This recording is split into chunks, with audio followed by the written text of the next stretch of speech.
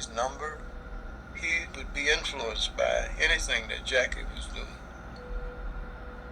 So in 1962, when Robinson invited a group of black athletes to a rally in Mississippi and asked Flood to come along, Flood rushed to stand by his idol's side. I want you to pay tribute to three wonderful fellows.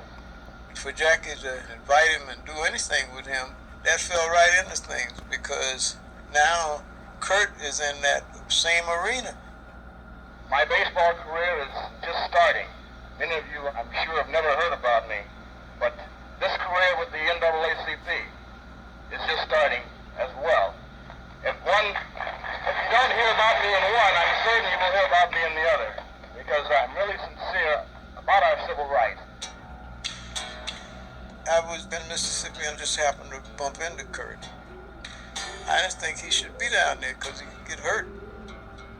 I don't think he knew the enormity of what he was doing.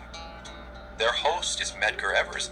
A year later, Medgar Evers is shot in the back and killed. I talked to several people here, and they were saying how grateful they were to me for coming down here to do this for you. Well, that's not the truth.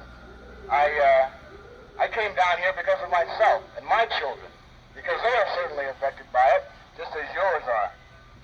If there's anything that I can ever do as far as this fight for freedom is concerned, certainly count on me. Thank you very much. Curt Flood had found his political voice. While back in St. Louis with a new manager, he was finding his professional footing too. Starting in center field for the 1964 world champion Cardinals. Away from the field, with a young wife, 4 small kids, and another on the way, Flood was also the picture of personal success. But when he sought to move his family out to the Bay Area suburbs just weeks after the '64 World Series, the leaser, upon learning his new tenants were black, threatened to hold the house hostage at gunpoint. And the fight for freedom which Flood had spoken of in Mississippi was suddenly at his doorstep. Of all places where you would think it would be most welcome, World Series hero, and still your blackness was something that you had to deal with. They filed for a preliminary injunction, a court order, armed police protection. They searched the entire house for bombs and moved Curt and his family into that home, television cameras rolling the entire time. There's a great deal of pride involved here. How can they do this? Not because I'm a professional athlete or because I'm a Negro even, but I am a human being, regardless of what I am. I think that if I can afford this place, I think that I certainly ought to have it. The easiest thing for Curt to do in that Alamo experience was to rent another house. But he took on this racist with a shotgun through the court system. And he was vindicated by the court system. What good do you think could come out of this?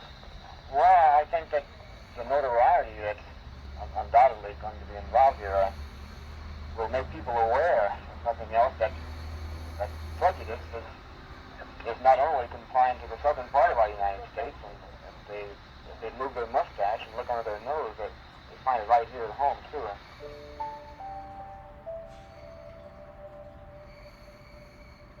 Alamo was a horrific experience for us as children. To be confronted with racism at 3 years old, it's scary.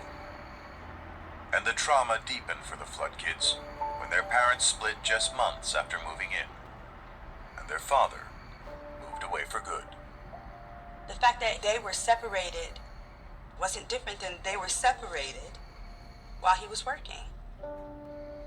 Dad was always gone, and I missed him. I missed him most all of my life.